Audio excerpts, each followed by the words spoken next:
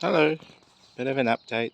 So, so we, this is the there's the kitchen there, and off the kitchen got a slight deck. So we're thinking of extending the deck right to there, but guess what we found underneath the passion fruit? What are they called? They tease up the hay so it dries quicker. I've forgotten what it's called. Anyway, put a deck here and just fence off probably here to the hedge with a gate, an entry gate, because this brings you into our front slash backyard. Hello chickens. I just gave them a feed. They're hanging around being a nuisance. Anyways, there's, now you can see the property or the front yard with the hedge down. Still got a few more trunks to burn, but looks a lot better, doesn't it? Heaps of light in. Still heaps of bird life.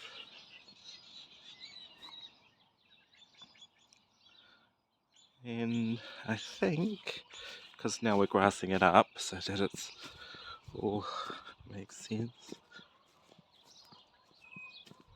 Yeah, as you can see, this lawn seeds are doing really well. This is, it's actually starting to come through the netting, but yeah, it's growing really well. And then we'll just pick this up and move it and do that part, so the lawn all lines up. Yes, so no more separation between this part and that part. It's all one area. My next project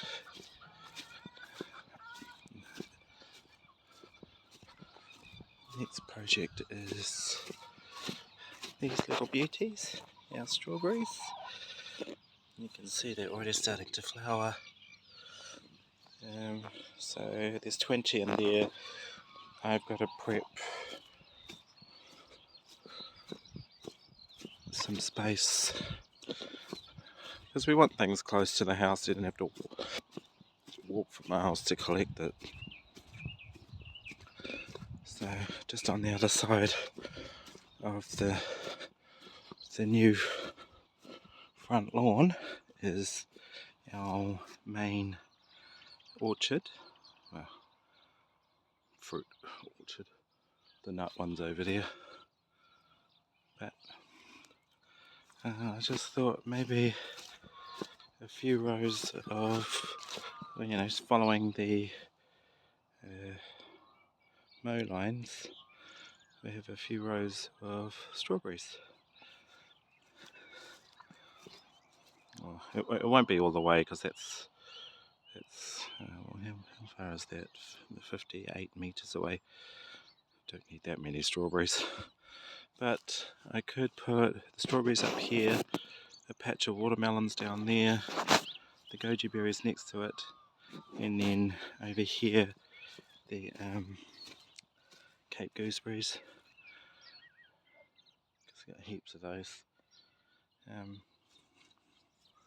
Rabbits running everywhere. But yeah, look at our little, starting to see buds now.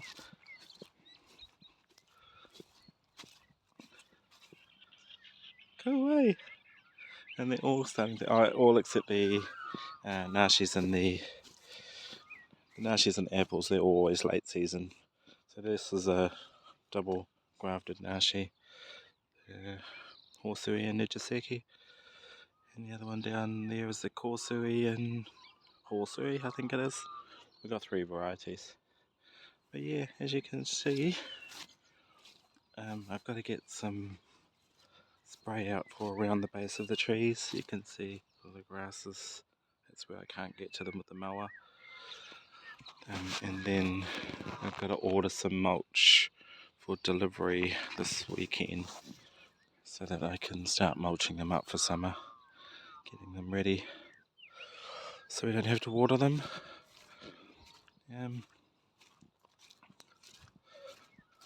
You saw that video last night where we were clearing out the stream. That is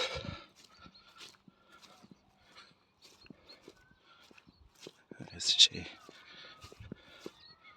That is down there. Feels quite steep, eh? That's because it is. Oh, but you can probably see all of our native plantains now.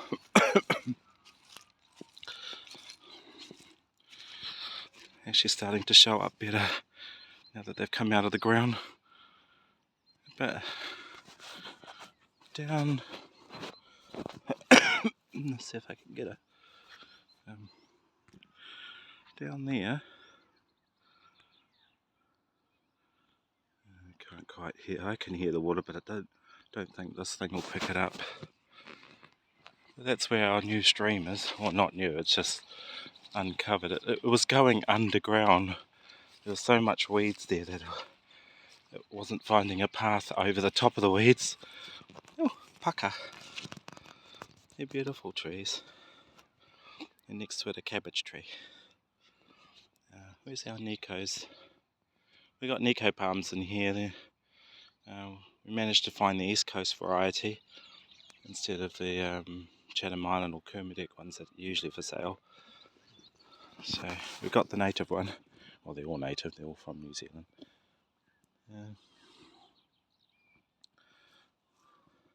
Yeah, I've just been planting a few more ake, manuka, that kōwhai. I don't know what's going on with our kōwhais, they're all a bit funny, but they'll clear up, I'm sure. So Russ was doing some trimming in here to get the grass. As you can see, it's quite long, so you can't see the base of the tree. And we found a duck nest, and it had like 15 or 16 eggs in it, 12 I think. So it's like, oh, I have to let it to do its thing. It's just down there. I won't go any closer because she just flies away. Yeah, you see our natives actually starting to grow now, like really large.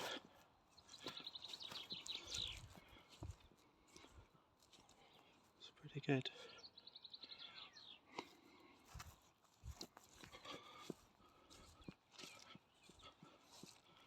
Yeah, this is the area where we've done a lot of work, but there's still heaps to go. You see that grass there? That's not even...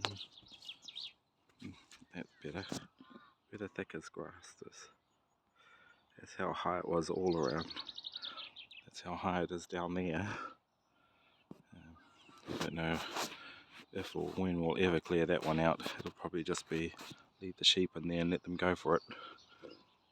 But that's later. We've got to properly fence it. You see where the water is down there. There is a fence there, but there's not enough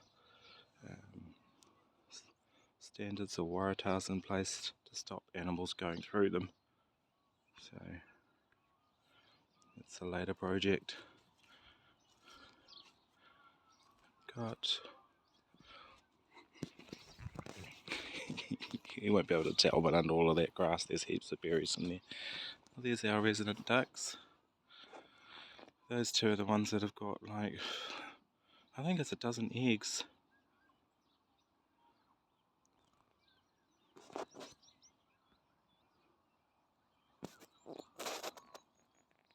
We got, hey, that's two males. They look like mallards. Those are two males. Oh.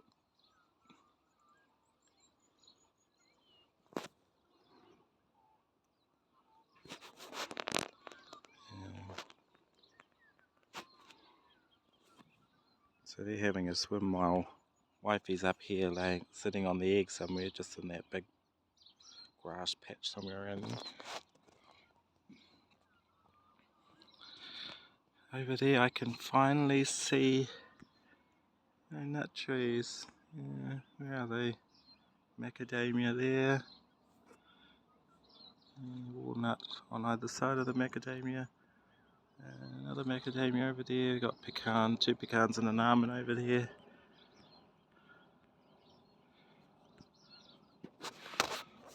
Yeah, still heaps to do. Yeah.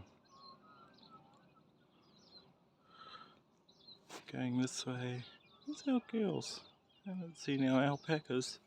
Oh, they're up by the shed.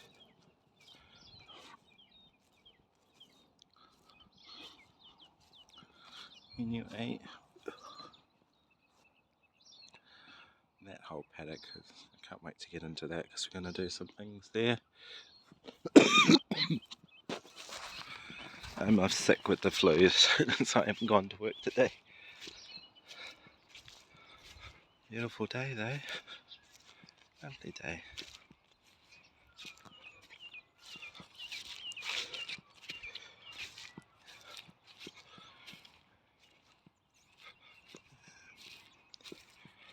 Yeah.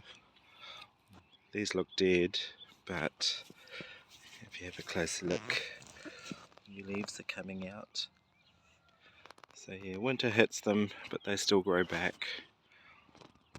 You should have bananas by about end of March. Interesting fact, tropical fruit trees, they all mature in our winter.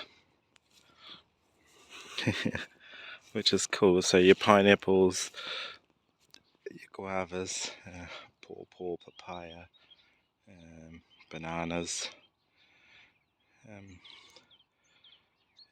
along with your citrus, they all fruit in the winter months, or mature in the winter months.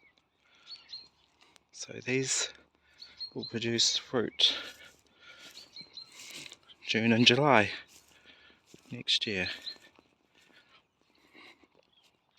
Whilst our other trees will be from the end of December. Around Christmas time the cherries are ready, and then you have the cherries, apricots, and the smaller plums are usually ready by December, and then into all of the other fruits, peaches. So we can almost have fruit all year round, except for maybe this time of the year, spring, late spring. That's probably the only time we won't have fruit, unless I can get dragon fruit growing, which apparently we can. I just haven't tried because you need like a wood brace, because it's a cactus, but it's a cactus with a huge melon-like fruit, pink and red or yellow even, and they snap the cacti, so you need like a wood pedestal to hold them up whilst they're growing. Anyway, it's quite peaceful today. Look at our natives, they're just going for it, they're loving it. There's an area over there, that whole area over there, we've got to clear all the underbrush. You see there, that's it's an introduced species that likes New Zealand conditions, but it also strangles our native plants, so we've got to try and pull it all out. But yeah, our plantings are all starting to come away, where the red things here in shot. That's where we're going to put a park bench so that it looks out over that. Quite a neat view, eh? Looking over the water and over to the Hunua Ranges, and it looks quite neat actually.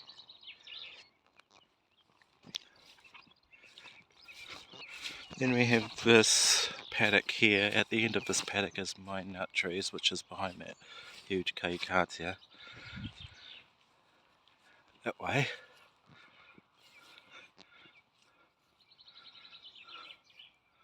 And this rest of this paddock So I got it ready for all of our veggie planting, our market gardens.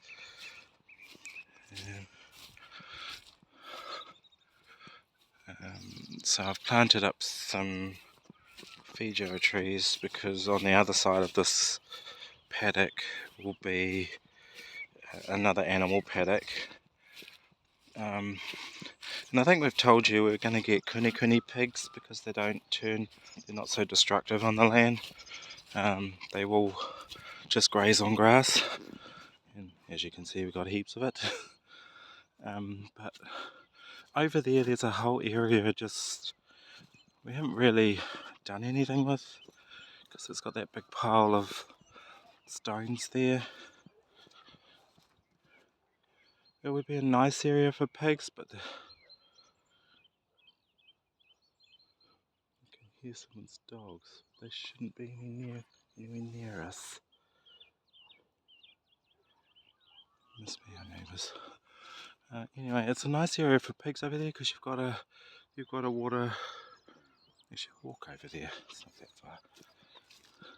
You've got a nice water trough and everything, but the thing is, it's a fair distance from the house, and we kind of leave for work at 5 in the morning. You don't want to be running across the red paddock to feed your pigs before you leave, which means they'll only get fed in the afternoon. So we might, because where the chickens are right next to the house. We might figure out if we can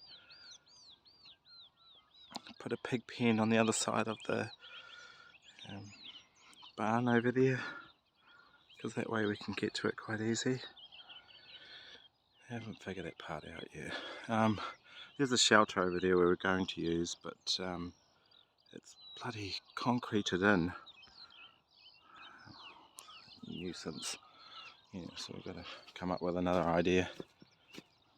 But yeah, I've just on this, back to this bit, I planted up some Fijoa trees because they're good fodder trees for animals on this paddock, and shelter trees because they grow so quickly. I mean, if you look at these trees, I've been busy mowing paths everywhere too, so you don't need gumboots to walk everywhere.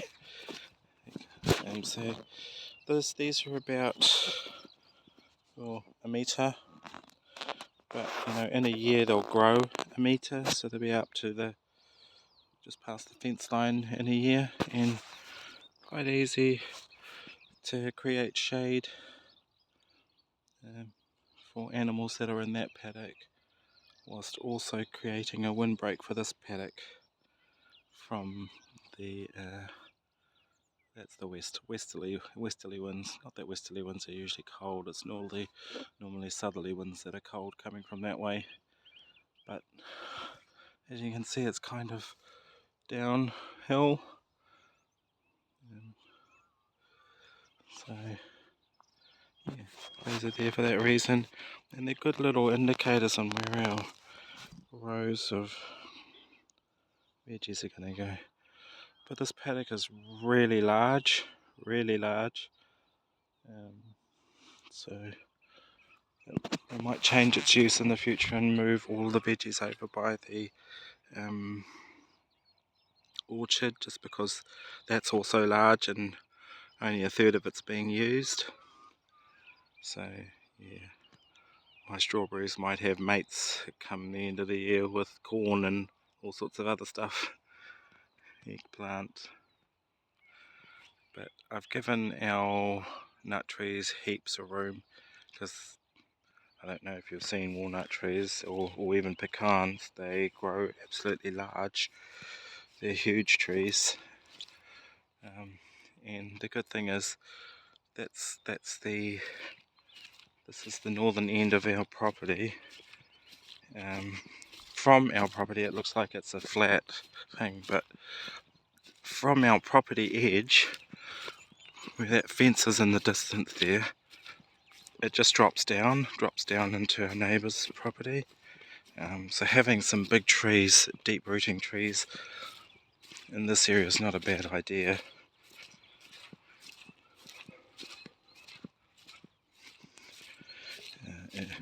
Yeah, I've been mowing all of these spaces so we can walk around our property without getting soaked shoes, especially if you forget your gum boots.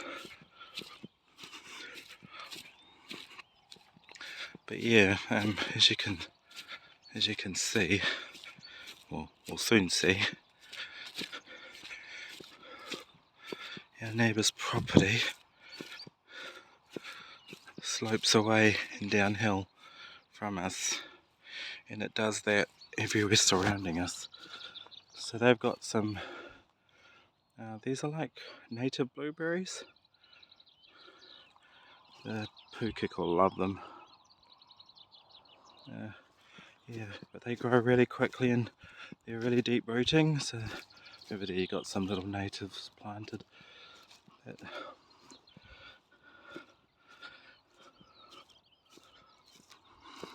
Hello nut trees! I'd like to see some fruit this year. But yeah, see, it all slopes away downhill. It's got its dirt tracks. We did notice where our water enters their property, they've got no riparian planting, so the stock just trudge on through like that water's not going downstream to someone else. It's really dirty, but farmers for you. Don't give a fuck about the land. Just how much they can get off it. Sorry, just me.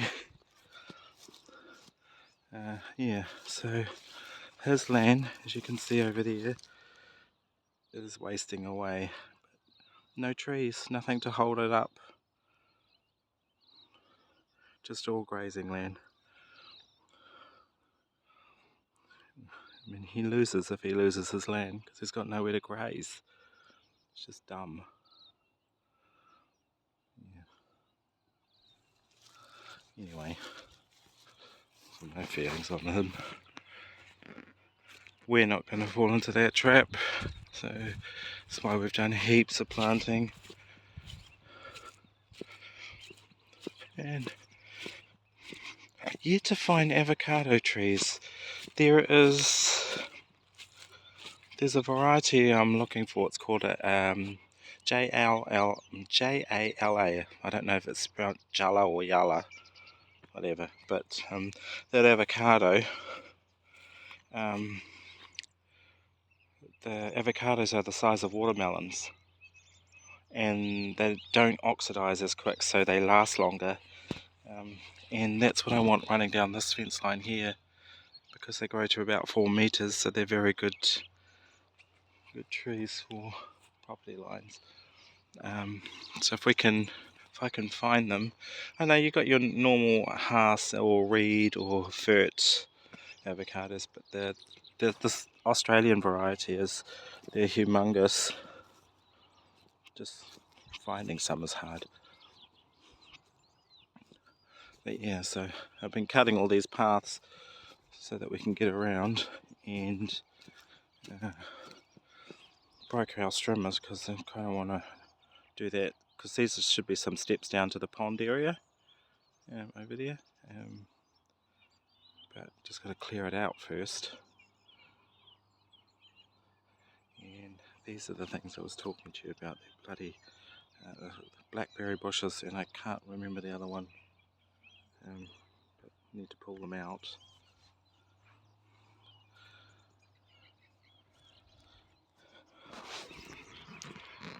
Don't know if you're aware, but in New Zealand you can get blackberry bushes without the thorns, so why have the thorny variety? Just grab the non-thorny ones. We've got thornless raspberries, and at the front of the house by the chicken coop is some black raspberries. Weird, probably just blackberries, but they are what they are. Yeah, so anyway, I'll take you over to where we're going to do the pigs. It's a bit of a long video and a bit random, but trying to figure things out.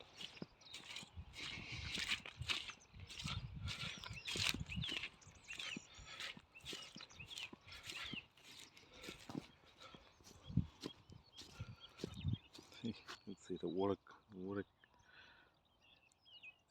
Those two little springs feed that thing which feeds our little stream here. It's quite cool. And what it does is it stops the land getting all soggy. But what we've come to know is that this soil is very fertile. It's kind of wasted if it's just animals that use it.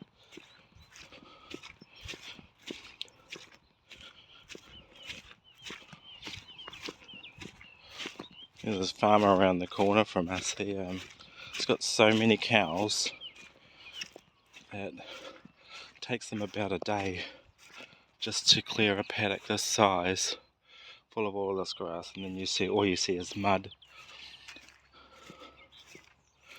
And then you see them asking on Facebook and our community pages for people who've got spare land so that they can put their animals on it to feed.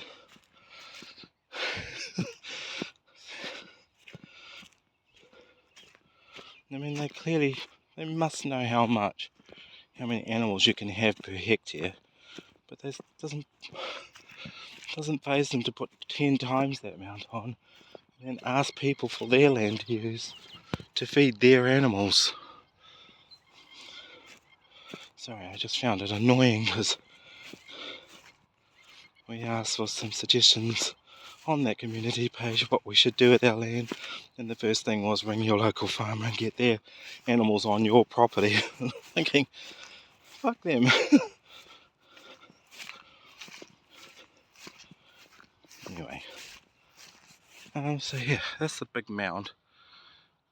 All of that is like our driveway stone, but we got to get it all out.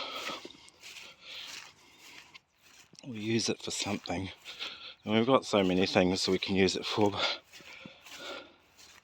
carting that from where it is to where we need it, bloody takes ages. So here's an area where it's a paddock you can put animals in, but it's like, well, what else can we use this for? Now we know kumara love growing on a bank, and I reckon that would be a good little area for kumara slips, so that they can grow down the bank, because there's a lot of space there. You got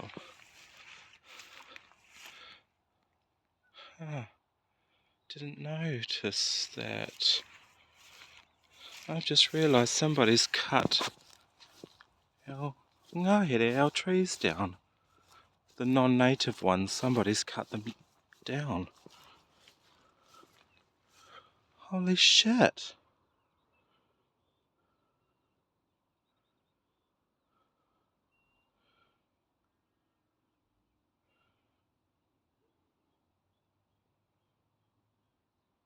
They didn't touch the natives, just the ones that were non-native. But I get the feeling somebody thinks this is their land, but it isn't. It's ours.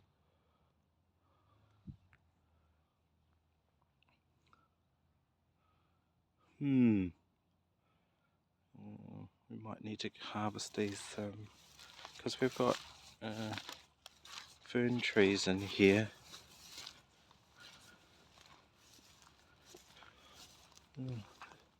Oh shit, they've cut them all down.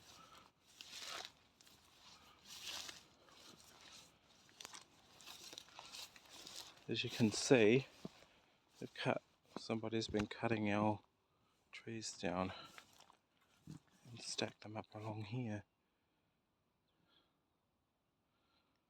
I don't know who's done this. I'm not even aware. Now look at all our silver ferns. They've now got wood all over them. Actually, come to think about it, a couple of weeks I heard some chainsawing going on. I didn't realise this was it.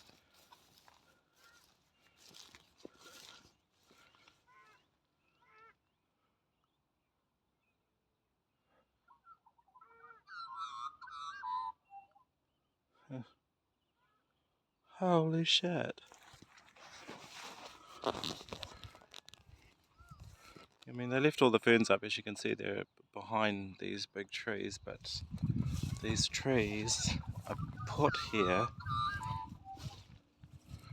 not by us, the previous owner. And look at the fences, they're now wrecked and buckled.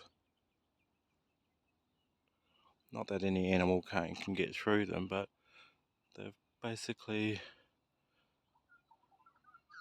fucked all our fence line. You can see all the wirings all loose. There's buckled and bent.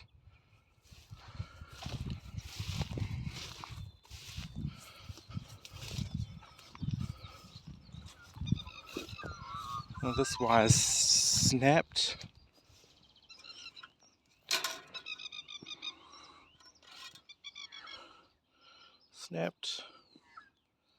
Which is great.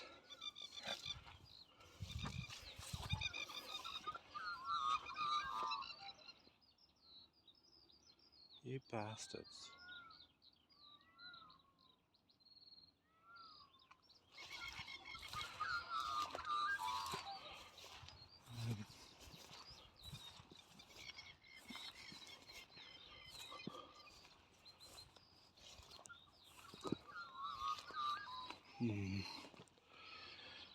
I'm gonna stop this video. I'm gonna go make a couple of phone calls.